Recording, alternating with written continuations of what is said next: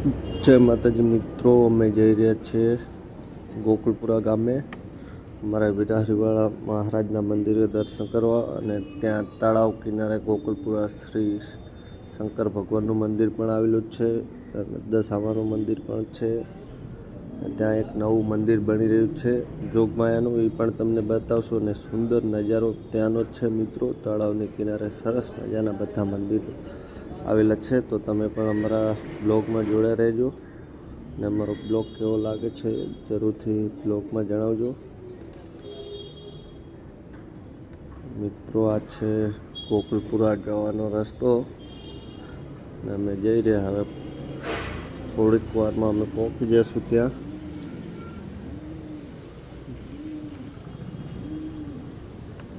તળાવ કિનારે સરસ મજાનો પાકો રસ્તો પણ આવેલો છે મિત્રો. અમે છેઠ આવી ગયા છે. દશામાનું મંદિર છે, આ છે જોગમાયાનું મંદિર.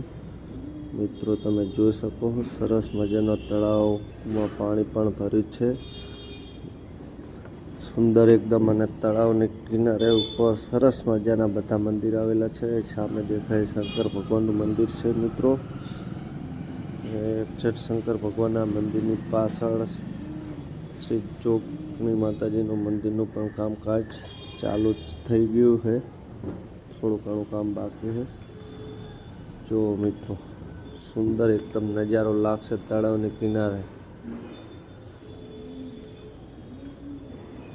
સરસ મજાનું તળાવ કર્યું છે. તળાવની કિનારે સરસ મજાના મંદિર બનાવેલા છે. અને આવા મંદિર કોઈને ગમ્યું હોય તો વિડીયોમાં કોમેન્ટ કરજો.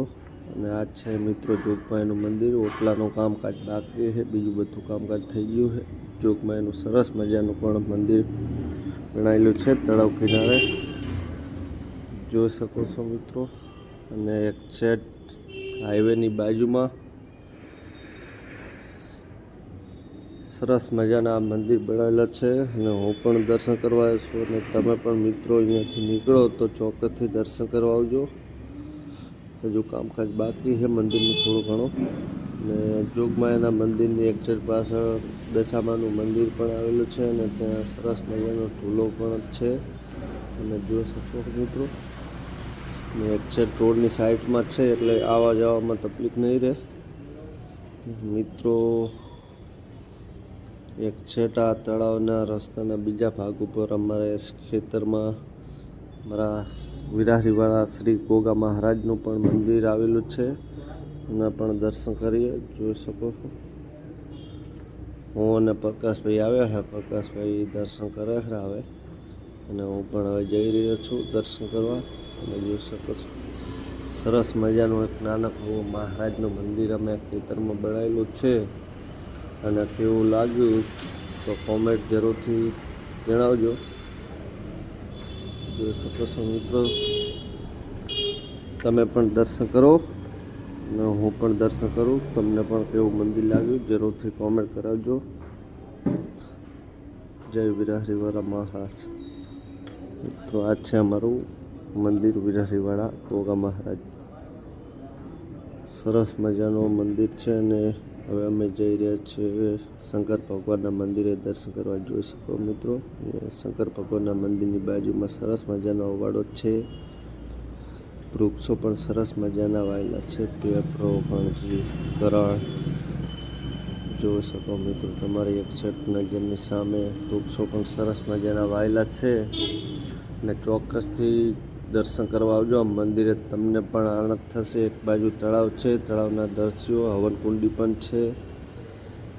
અને મંદિરની ચારે બાજુ પણ અલગ અલગ વૃક્ષો વાયેલા છે. લીમડો છે, એવા કોઈ નાના મોટા વૃક્ષો પણ વાયેલા છે મિત્રો. સરસ મજાનું મંદિર પણ બનાવેલું છે શંકર ભગવાનનું. અને નજારો પણ સારામાં સારો જ છે. તો ચોક્કસથી દર્શન કરવા આવજો. જો અમારા પ્રકાશભાઈ દર્શન કરે છે, અને હું પણ હવે જઈ રહ્યો છું દર્શન કરવા. જોઈ શકો છો નંદી મહારાજના પણ દર્શન કરો મિત્રો, સરસ મજાના. અને શંકર ભગવાનના પણ તમે દર્શન કરી લો. હર હર શંકર ભગવાન, હર હર મહાદેવ. જોઈ શકો છો મિત્રો એક છેડ તળાવના કિનારે. અને મિત્રો અમારો બ્લોગ કેવો લાગ્યો જરૂરથી કોમેન્ટ બોક્સમાં જણાવજો મિત્રો. અને એક સાઈડ લાઇનમાં મંદિર બનાવેલા છે તળાવ કિનારે. તમે પણ આવશો તો તમને પણ દર્શન કરવાનો આનંદ થશે. અને આજે જ અમારા ગોકુલપુરા ગામે મુલાકાત લેજો. જોઈ શકો મિત્રો, ચારે બાજુનો નજારો તમને બતાવી દઉં.